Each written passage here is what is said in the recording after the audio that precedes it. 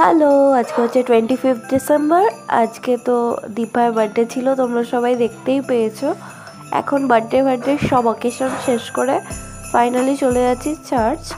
এই দিনটায় চার্চ যাওয়া আমাদের ম্যান্ডেটরি, আর এটা হচ্ছে কৃষ্ণনগর চার্চ।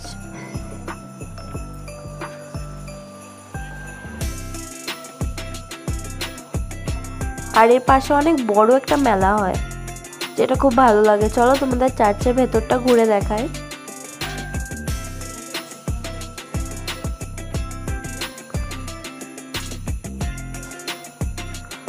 চার্চের ভেতরটাও খুব সুন্দরভাবে ডেকোরেট করে 25-এ।